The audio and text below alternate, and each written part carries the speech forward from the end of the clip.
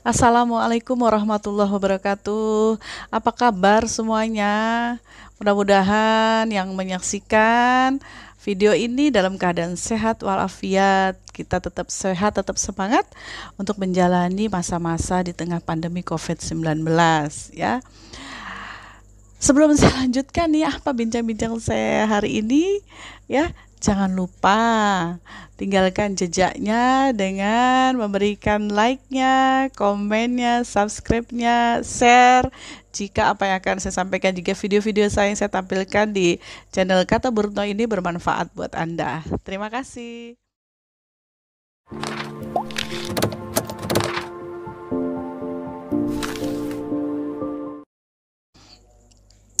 Nah, saya mulai dari sebuah berita ya yang masih hangat nih beberapa hari ini ya, bahwa Malaysia tolak masuk warga negara Indonesia, India dan Filipina. Waduh, kita ditolak. Ya sakit kali kalau ditolak. Jadi ditolak itu bukan karena apa-apa, karena Malaysia menjaga negaranya dari penularan COVID-19 ya. Jadi memang haknya Malaysia lah ya untuk melakukan itu, dan semua negara juga di mana juga melakukan hal yang sama, melockdown, mengunci negaranya supaya aman. Intinya warga negaranya aman ya. Nah, berbicara tentang Malaysia ya, mengingatkan saya dengan perjalanan saya di akhir 2017. Saya pernah ke Malaysia, jalan-jalan ke sana ya. Nah, salah satu yang menjadi bidikan saya bukan hanya keindahan Kuala Lumpur ya, keindahan Malaka, Malaysia hingga Singapura, tapi juga yang menjadi bidikan saya khususnya di Malaysia adalah kata-kata, bahasa. Ya, jadi saya membidik itu ya, papan-papan nama, rambu-rambu lalu lintas, plang-plang rumah makan. Pokoknya yang saya lihat di jalan ada yang menarik ya, di tempat-tempat itu saya foto. Dan ternyata bermanfaat ya. Sekarang akan saya bahas, dan sekarang itu terpakai itu foto-foto itu untuk menjelaskan fenomena bahasa yang ada di sekitar kita. Karena ini lagi terkait dengan mulai 7 September nih ya, warga negara Indonesia tidak boleh masuk Malaysia. Jadi kita mengenang ya, saya mengenang memori waktu saya di Malaysia kemarin ya, memorinya tentang bahasa, karena saya punya channel yang namanya Kata Burno yang berbicara tentang fenomena bahasa di sekitar kita. Langsung saja. Jadi ternyata bahasa Indonesia dengan bahasa Malaysia itu memang ada kemiripan. Ya pastilah ada kemiripan. Mengapa? Karena akar budaya atau akar bahasa Indonesia itu bahasa Melayu, dan bahasa Melayu adalah menjadi bahasa utama di negeri Malaysia gitu ya. Ini ada beberapa slide yang akan saya tampilkan. Slide ini adalah foto-foto terkait dengan papan nama, pengumuman, begitu, atau rambu-rambu yang menunjukkan ada perbedaan dan persamaan antara bahasa Melayu dengan bahasa Indonesia. Ya, kita akan bahas lebih lanjut di dalam Kata Burno. Kali ini membahas bahasa Melayu versus bahasa Indonesia.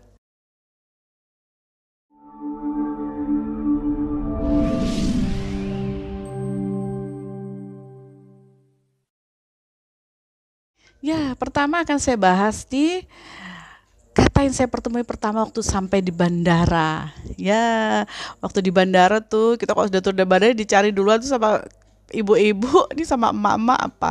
Ya, toilet. Nah, saya cari toilet dan ternyata, nah ini yang saya dapatkan ya.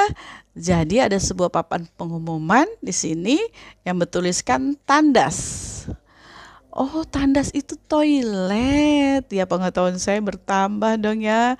Nah, sebenarnya kata tandas ini dalam bahasa Indonesia juga ada, tapi maknanya bukan toilet ya. Di KBBI begini, tandas itu artinya habis, semuanya hilang. Ya, jadi sama tapi beda makna. Jadi kalau kita bicara kata tandas, hati-hati nih kalau di Malaysia ya. Waduh, makanan saya tandas.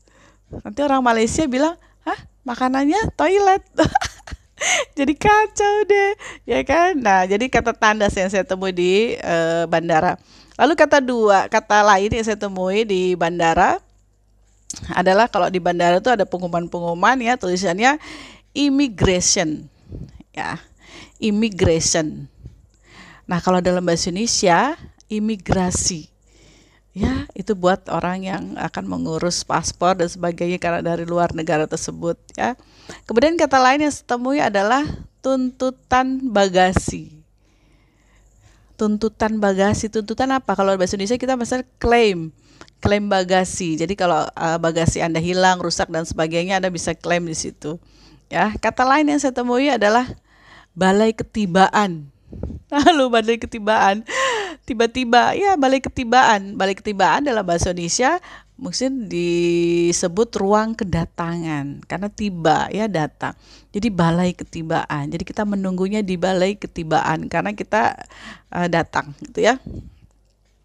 Kemudian ada lagi pengumuman pintu perlepasan antar bangsa. Pintu perlepasan antar bangsa. Ternyata di sini yang dimaksud adalah pintu keberangkatan ke luar negeri. Ya. Jadi perlepasan itu keberangkatan antar bangsa itu luar negeri. Jadi kalau di Bandara Indonesia itu biasanya disebut dengan pintu keberangkatan luar negeri atau domestik gitu ya, antar bangsa. Kemudian ada lagi yang saya temui ini masih di bandara begitu ya. Bilik salin lampin. Kemudian di sana ada ilustrasinya seorang yang sedang dengan bayi ya, ilustrasinya begitu. Jadi bilik salin lampin. Nah, bilik salin lampin ini kalau di bahasa Indonesia bilik itu seperti ruang ya atau kamar ya. Kemudian saling itu ganti dan lampin itu dalam bahasa Indonesia popok bayi kalau saya ya. Kalau Bu Pampers itu sebenarnya bukan bahasa Indonesia ya, itu Pampers itu kan sebuah merek gitu ya, merek popok bayi. Kemudian karena dia sudah menjadi, nah ini ada gejala bahasa yang lain nanti akan saya jelaskan ya. Jadi kita kembali ke bilik salin lampin. Jadi ternyata di bandara di Kuala Lumpur itu ada suatu tempat khusus yang digunakan untuk mengganti popok bayi. Jadi kalau kita bawa anak kecil di situ. Kalau di Indonesia sepertinya saya belum pernah lihat, tapi di sana ada pojok laktasi ya, pojok untuk menyusui ibu ya. Jadi disitulah juga kalau mau ganti bayi juga di ruang itu sebenarnya. Jadi ada hanya penamaannya yang berbeda ya.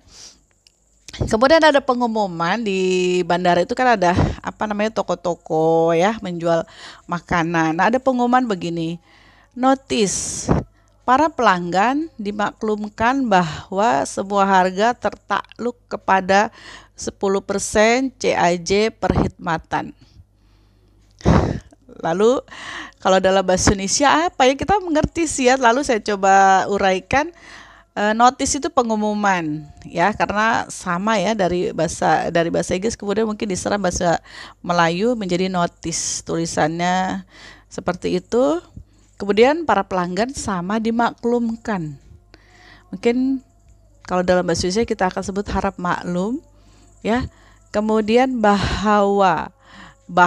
Jadi bedanya di situ ada huruf A di sana yang berbeda ya. Kemudian dikenai tertakluk ya, dikenai aturan ya. Tertakluk tuh harus menurut takluk pada aturan. Jadi semua harga itu dikenai aturan pajak 10%. Oleh siapa? Perkhidmatan, JAC perkhidmatan. Saya kurang tahu JAC itu kepanjangan apa, tapi bisa kita bayangkan di sini mungkin dari lembaga perpajakan. Jadi perkhidmatan itu bisa kita samakan kalau di bahasa Indonesia itu adalah departemen pajak gitu ya, atau kantor gitu ya, atau instansi ya. Jadi pengumuman ini bermakna bahwa para pelanggan tuh harus memaklumi bahwa harga-harga yang ada di toko-toko itu sudah dikenai pajak 10% gitu. Itu sudah peraturannya ya. Nah, setelah di bandara terus kami berangkat pergi menuju tempat dan kami naik bus persiaran. Nah yang dilihat di situ ya, di slide saya bus persiaran. Kalau di bahasa Indonesia menjadi bus pariwisata. Ya, menarik ya, mirip-mirip, serupa tapi tak sama. Masih di bandara nggak Nia? Oh nggak ya. Ini adalah beberapa foto saya waktu di beberapa tempat di Malaysia. Nah, salah satu kunjungan saya itu adalah ke kedai coklat. Ada kata kedai. Bahasa Indonesia juga sebenarnya mengenal kata kedai ya, tapi kalau kedai itu dalam bahasa Indonesia konotasinya itu warung kecil gitu ya, tapi di sini kedai coklat itu bukan sebuah warung ya, sebuah toko. Terus nama lainnya adalah eh, coklat butik atau butik coklat. Nah, kalau butik itu biasanya identiknya kan dengan baju, busana, tapi di sini ada butik-butik coklat yang menjual berbagai macam coklat. Aduh, pokoknya kalau kamu suka coklat kayak saya nih, surga banget ya. Surga banget. Karena butik harganya mahal, bukan kayak di pasar ya. Aduh, tapi demi coklat rela deh ya kita belanja di kedai coklat atau di butik coklat ya. Itu ada beberapa foto saya di Batu Cave dan di yang menjadi maskotnya Kuala Lumpur itu Menara Kembar ya. Saya lanjutkan. Nah, karena tadi sudah naik bus pesiaran, sudah di dalam bis pariwisata, sepanjang perjalanan tuh saya minta duduknya di pinggir dekat jendela karena saya mau foto-foto rambu-rambu yang saya temui di pinggir jalan. Saya dapatlah ini ya. Bayar 20% sahaja. Ya, kata sahaja. Saja dalam bahasa Indonesianya saja tanpa bunyi H. Kayak tadi bahwa ya ternyata ada bunyi tengahnya itu di Malaysia menggunakan, kita tidak. Ada kata station ya, di bahasa Indonesianya itu ada stasiun ya, sebenarnya sumbernya dari station bahasa Inggris ya, kemudian karena lidahnya orang Malaysia station, lidahnya Indonesia jadi stasiun, bisa kita maknai sama ya.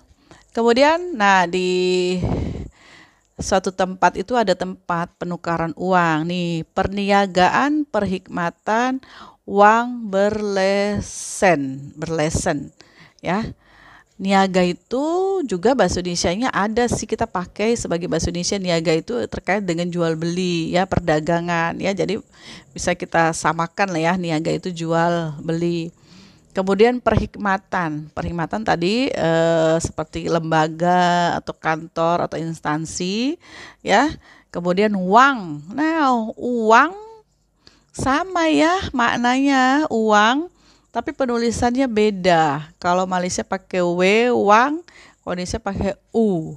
Ya, maknanya sama, tapi masih bisa dimaknai ya, masih bisa dipahami. Kemudian berlisen, ya. Berlisensi, lisensi itu resmi. Jadi kita bisa maknai bahwa ini adalah ada sebuah penukaran uang yang berlisensi yang resmi. Ya, jadi kita bisa tukar ringgit di situ ya. Uang rupiah ditukar menjadi ringgit. Yang lainnya ya, kalau kata jalan itu sama ya, disingkat JLN juga. Kemudian ada di sini yang menarik, ada kata apa? Bulatan ya. Kalau di bahasa Indonesia tuh mungkin bundaran ya. Bundaran. Jadi kalau kita di jalan tuh kan ada bulatan. Nah, itu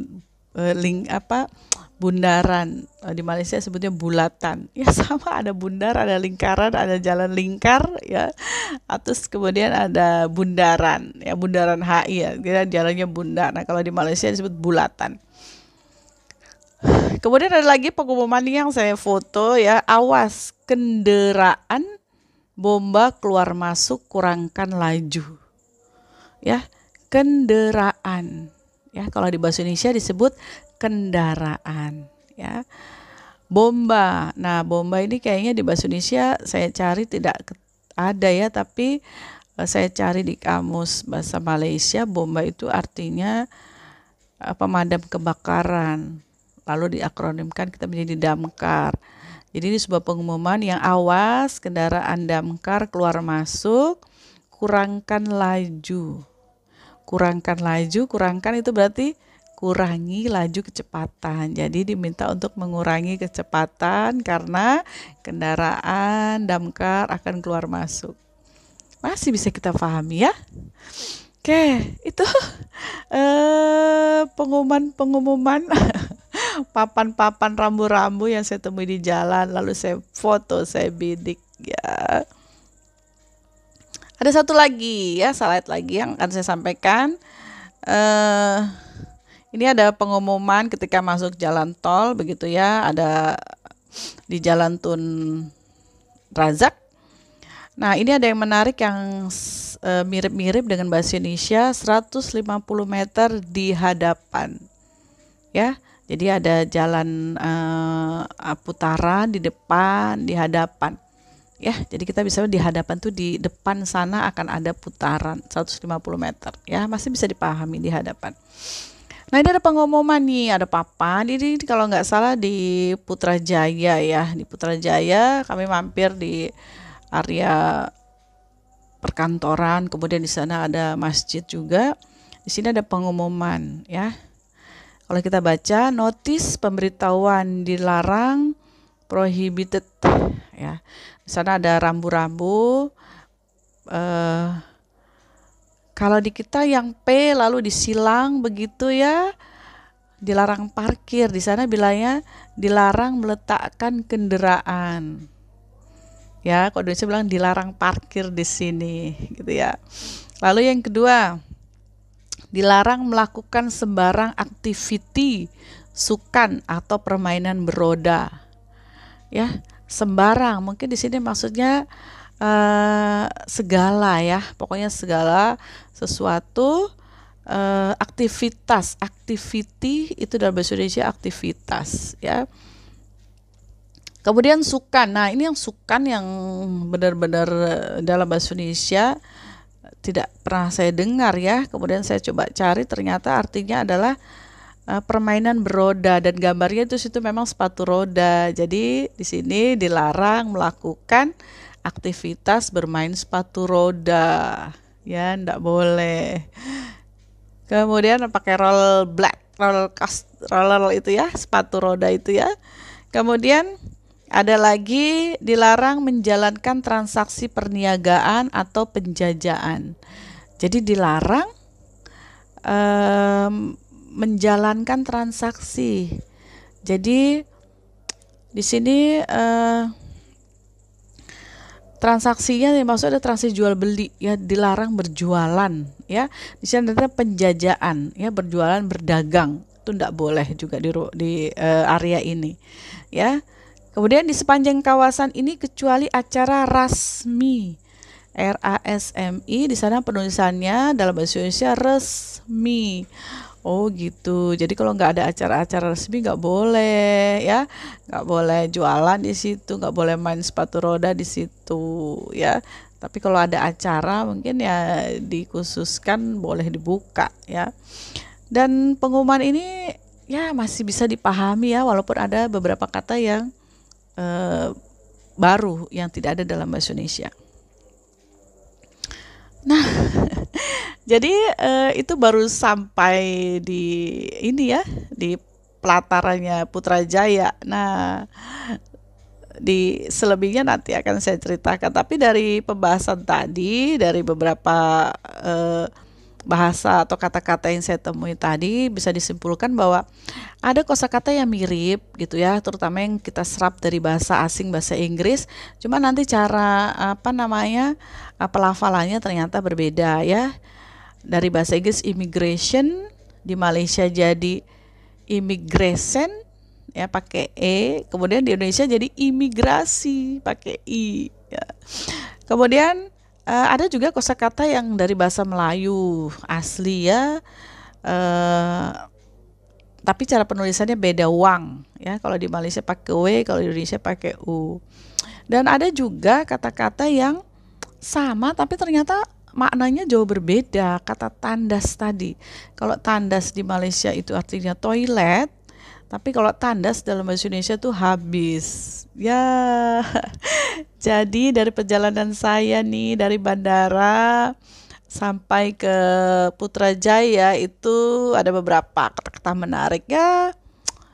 Ada persamaan, ada perbedaan. Lain lubuk, lain lalang, lain ikannya, gitu ya. Jadi untuk selanjutnya masih ada yang akan saya jelaskan nanti di dalam Masjid Putrajaya Malaysia. Nah, di dalam masjid itu banyak sekali pengumuman-pengumuman, tempelan-tempelan, stiker-stiker yang bahasanya juga akan kita bahas yang menarik ya. Untuk segmen pertama cukup sekian. Nah, kita akan jumpa lagi di segmen kedua yang akan membahas bahasa Melayu versus bahasa Indonesia di Masjid Putrajaya Malaysia. Ya, terima kasih atas perhatiannya. Mudah-mudahan apa yang saya sampaikan bermanfaat. Assalamualaikum warahmatullahi wabarakatuh.